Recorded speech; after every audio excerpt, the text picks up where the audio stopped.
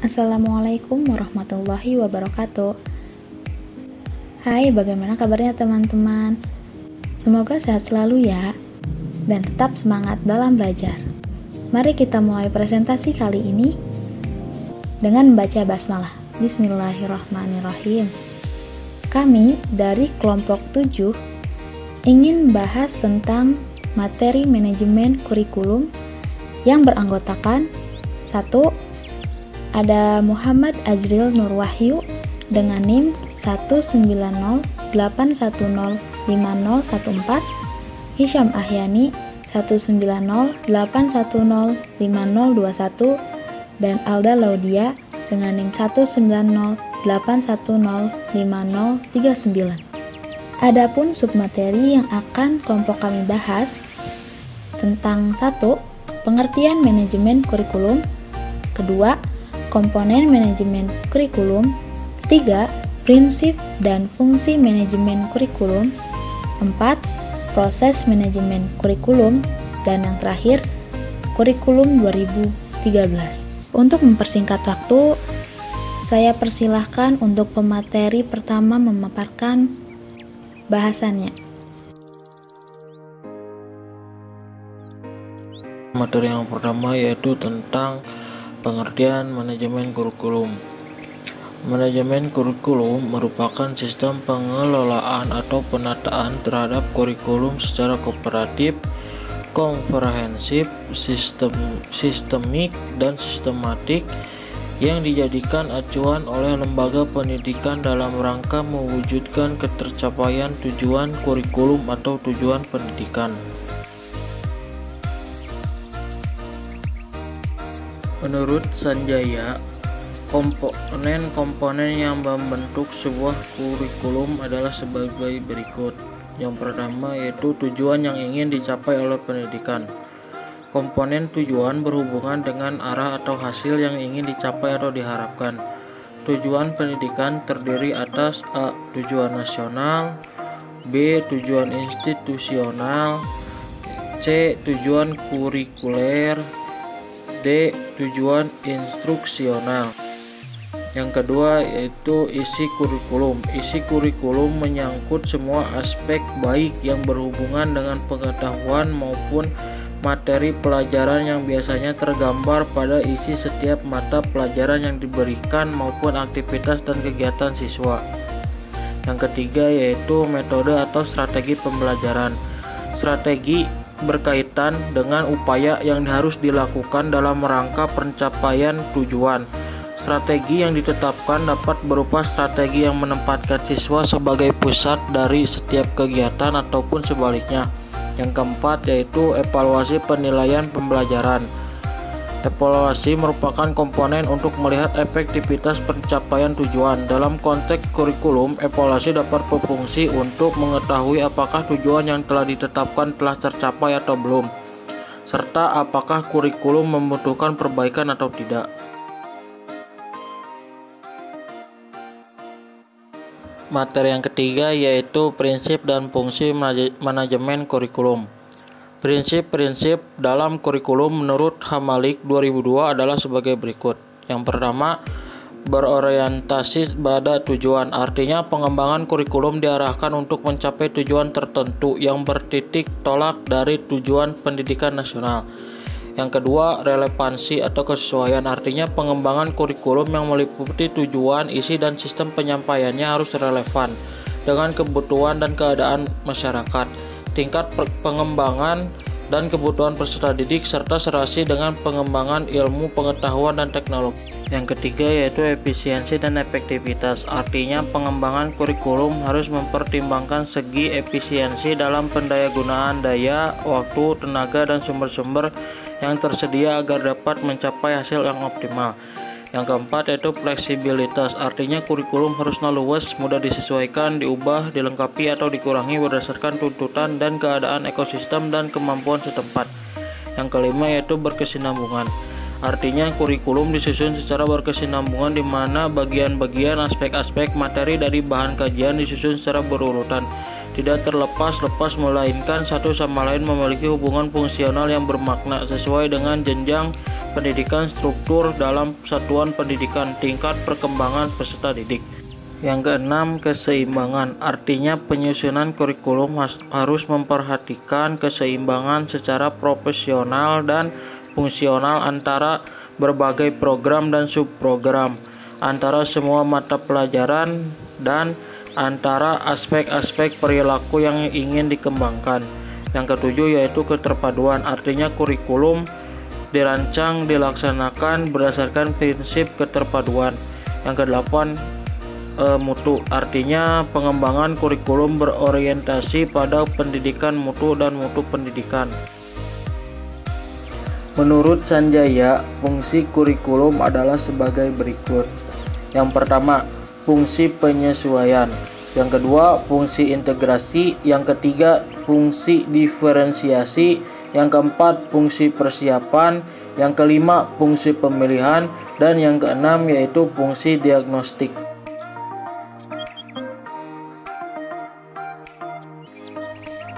Baik, saya Hisham Ahyani, NIM 19081050021 akan menjelaskan materi keempat yaitu proses manajemen kurikulum.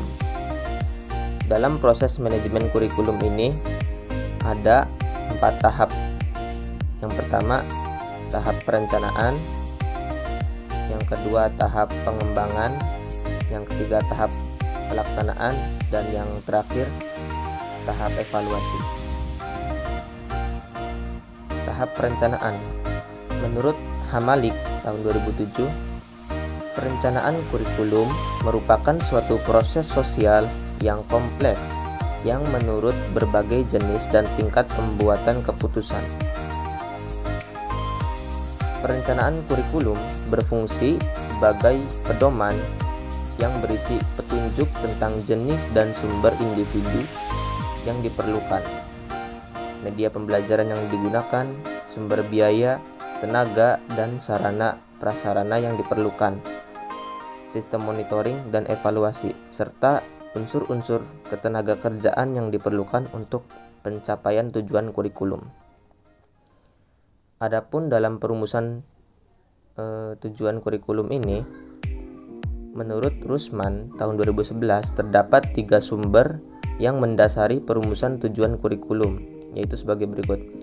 Pertama, sumber empiris. Sumber ini berkaitan dengan tuntunan kehidupan masa kini yang dapat menjadi sumber informasi dan berperan sebagai landasan dikembangkannya tujuan-tujuan dalam kurikulum. Yang kedua ada sumber filosofis.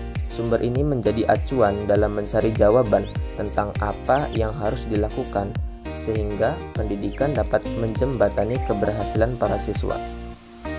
Dan sumber yang ketiga adalah sumber bahan pembelajaran. Sumber ini merupakan sumber yang umum digunakan dalam merumuskan goal dan objektifis dalam kurikulum sekolah.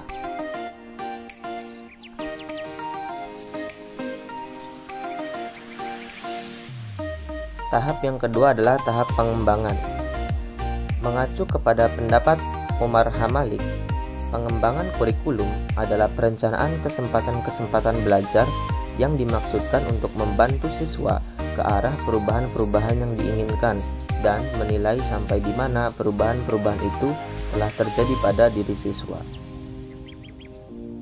Istilah pengembangan ini menunjukkan pada suatu kegiatan yang menghasilkan suatu alat atau cara baru. Selama kegiatan tersebut, penilaian dan penyempurnaan terhadap alat atau cara tersebut terus dilakukan. Bila setelah mengalami penyempurnaan, akhirnya alat atau cara tersebut dipandang cukup mantap untuk digunakan seterusnya, maka berakhirlah kegiatan pengembangan tersebut. Lanjut ke tahap ketiga yaitu pelaksanaan. Pelaksanaan kurikulum dalam pembelajaran merupakan perwujudan kurikulum yang masih bersifat dokumen tertulis menjadi aktual dalam serangkaian aktivitas pembelajaran. Perencanaan kurikulum dan pembelajaran yang berupa kebijakan tidak akan memberikan makna apapun apabila kebijakan tersebut tidak diimplementasikan dalam bentuk program kurikuler dan kegiatan pembelajaran. Untuk mengimplementasikan kebijakan tersebut, rekomendasi kebijakan yang telah dirumuskan perlu dimasukkan ke dalam program kurikulum atau kegiatan pembelajaran.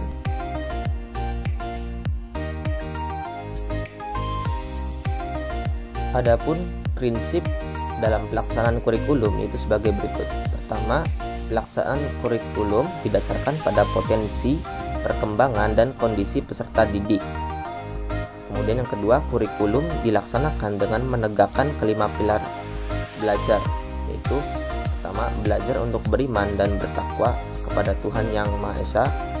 Kemudian belajar untuk memahami dan menghayati, belajar untuk mampu melaksanakan dan berbuat secara efektif, belajar untuk hidup bersama dan berguna bagi orang lain, dan belajar untuk membangun, menemukan jati diri melalui pembelajaran yang aktif, kreatif, efektif, dan menyenangkan. Prinsip yang ketiga yaitu pelaksanaan kurikulum memungkinkan peserta didik mendapat pelayanan yang bersifat perbaikan, pengayaan, dan percepatan sesuai dengan potensi, tahap perkembangan, dan kondisi peserta didik. Kemudian prinsip yang keempat, kurikulum dilaksanakan dalam suasana hubungan peserta didik dan pendidik yang saling menerima dan menghargai. Prinsip yang kelima, kurikulum dilaksanakan dengan menggunakan kedekatan multi strategi dan multimedia, sumber belajar, dan teknologi yang memadai. Prinsip keenam, kurikulum dilaksanakan dengan mendayagunakan kondisi alam, sosial, dan budaya, serta kekayaan daerah. Prinsip yang terakhir, kurikulum yang mencakup seluruh komponen kompetensi mata pelajaran, muatan lokal, dan pengembangan diri diselenggarakan dalam keseimbangan, keterkaitan, dan kesinambungan yang cocok dan memadai antar kelas dan jenis serta jenjang pendidikan. Tahap yang terakhir adalah tahap evaluasi kurikulum. Evaluasi kurikulum merupakan pemeriksaan secara terus-menerus untuk mendapatkan informasi yang meliputi siswa, guru, program pendidikan, proses pembelajaran untuk mengetahui tingkat perubahan siswa, dan ketepatan keputusan tentang gambaran siswa dan efektivitas program. Adapun yang dievaluasi yaitu sebagai berikut. 1. Proses analisis kebutuhan dan kelayakan. Yang kedua, proses perencanaan dan pengembangan. Yang ketiga, proses implementasi atau pelaksanaan. Yang keempat, proses evaluasi kurikulum itu sendiri. Dan yang kelima, proses perbaikan kurikulum. Menurut Scriven tahun 1967, evaluasi kurikulum dilakukan dengan evaluasi sumatif. Evaluasi sumatif ini memfokuskan pada hasil program secara keseluruhan, yang berarti ini berasal dari dalam maupun luar sekolah.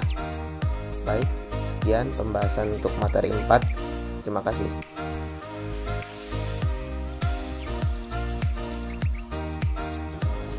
Selanjutnya masuk ke materi yang kelima, yaitu membahas tentang kurikulum 2013. Dalam kurikulum 2013 terdapat 4 landasan.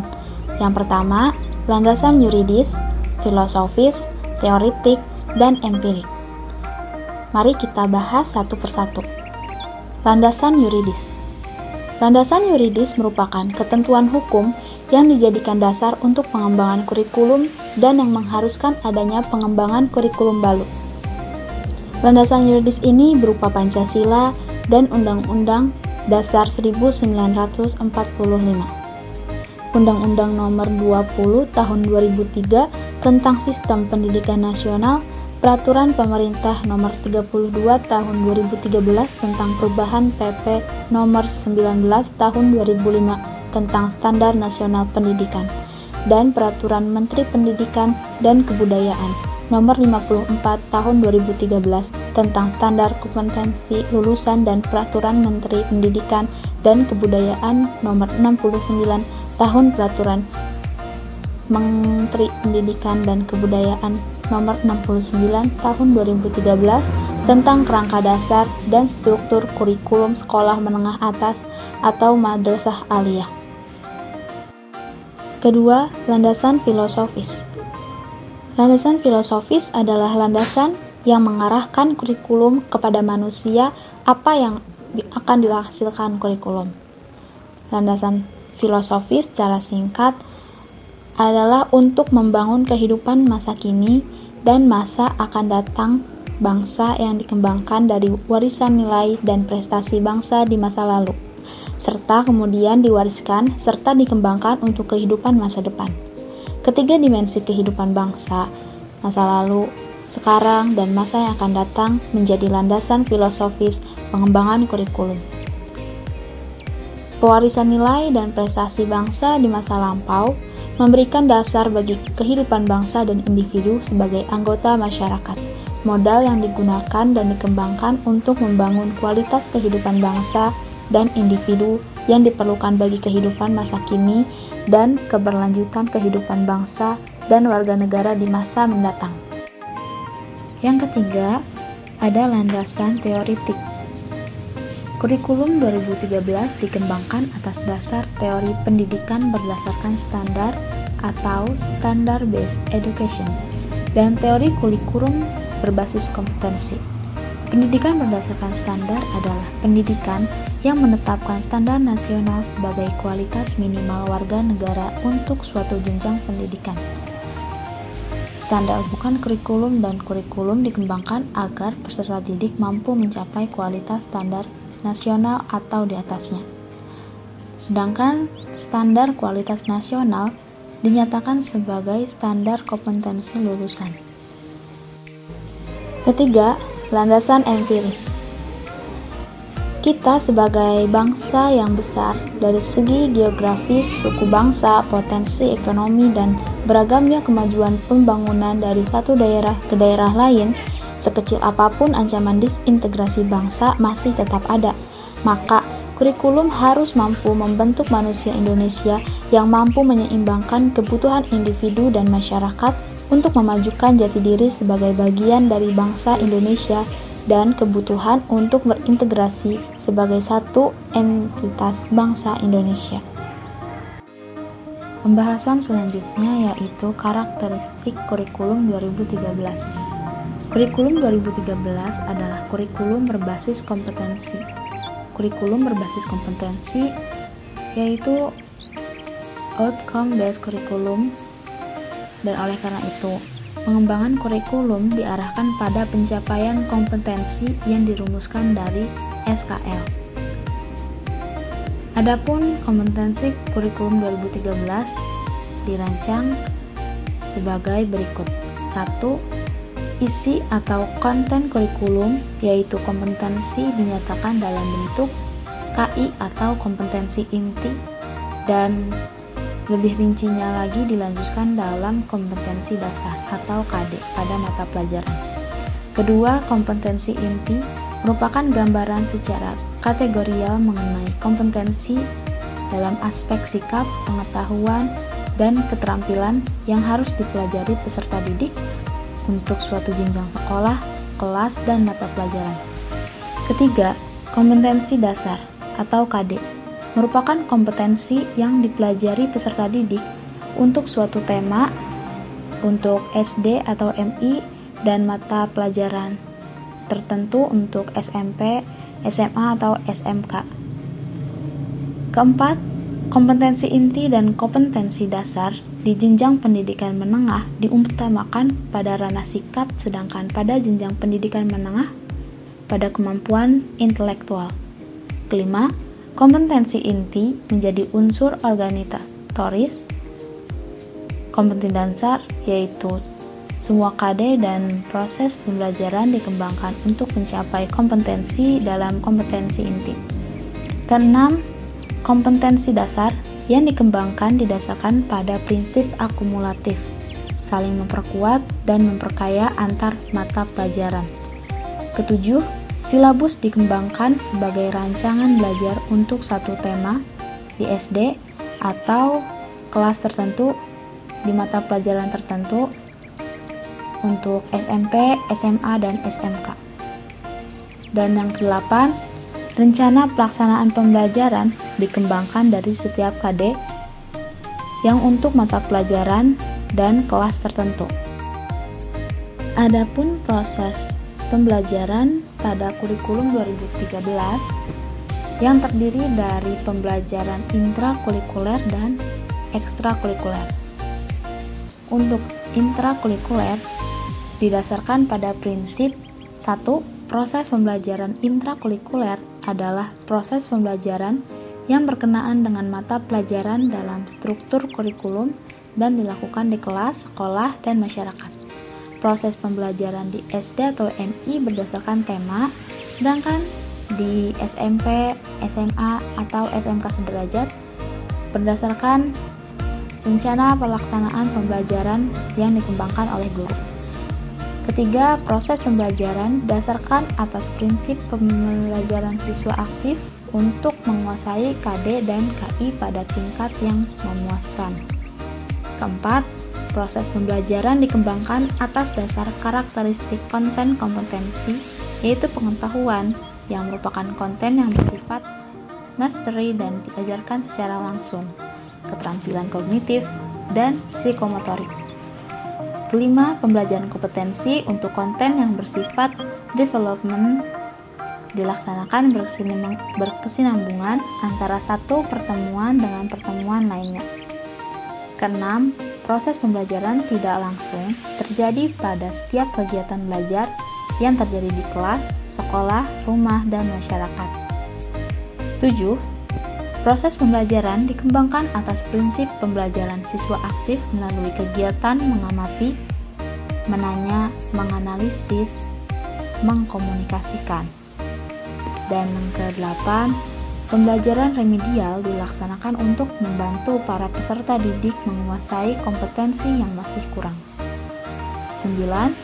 Penilaian hasil belajar mencakup seluruh aspek kompetensi, bersifat formulatif, dan hasilnya segera diikuti dengan pembelajaran remedial untuk memastikan penguasaan kompetensi di tingkat tersebut. Selanjutnya ada pembelajaran ekstrakurikuler. Ekstrakurikuler adalah kegiatan yang dilakukan untuk aktivitas yang dirancang sebagai kegiatan di luar kegiatan pembelajaran yang terjadwal secara rutin setiap minggu. Jadi kegiatan ekstrakurikuler ini terdiri atas kegiatan wajib dan pilihan, seperti pramuka, yaitu kegiatan ekstrakurikuler wajib. Kegiatan ekstrakurikuler wajib dinilai yang hasilnya digunakan sebagai unsur pendukung kegiatan intrakurikuler. Dan untuk yang pilihannya ada banyak disesuaikan oleh sekolah tersebut. Baik, selanjutnya kita ke slide berikutnya, yaitu tentang prinsip-prinsip pengembangan kurikulum 2013. Sebenarnya ada banyak, kita sebutkan satu persatu. 1. Ada kurikulum bukan hanya merupakan sekumpulan daftar mata pelajaran, karena mata pelajaran hanya merupakan sumber materi pembelajaran untuk mencapai kompetensi. Kedua, kurikulum didasarkan pada standar kompetensi lulusan yang ditetapkan untuk satu tujuan pendidikan, jenjang pendidikan, dan program pendidikan. Sesuai dengan kebijakan pemerintah mengenai wajib belajar 12 tahun, maka standar kompetensi lulusan yang menjadi dasar pengembangan kurikulum adalah kemampuan yang harus dimiliki peserta didik setelah mengikuti proses pendidikan selama 12 tahun. Ketiga, kurikulum didasarkan pada model kurikulum berbasis kompetensi. Model kurikulum berbasis kompetensi ditandai oleh pengembangan kompetensi berupa sikap, pengetahuan, keterampilan berpikir, keterampilan psikomotorik yang dikemas dalam berbagai mata pelajaran. Keempat, kurikulum harus relevan dengan kebutuhan kehidupan. Dan yang kelima, kurikulum didasarkan atas prinsip bahwa setiap sikap, keterampilan, dan pengetahuan yang dirumuskan dalam kurikulum berbentuk kompetensi dasar dapat dipelajari dan dikuasai setiap peserta didik sesuai dengan kaidah kurikulum berbasis kompetensi. Alhamdulillah, terima kasih kepada pemateri yang telah memaparkan materinya. Semoga apa yang kami sampaikan dapat dipahami dengan baik, dan kami mohon maaf apabila ada kata-kata yang rancu. Semoga kedepannya bisa lebih baik lagi. Terima kasih atas perhatiannya. Kami dari kelompok 7 pamit undur diri. Wabillahi taufiq wal hidayah. Wassalamualaikum warahmatullahi wabarakatuh.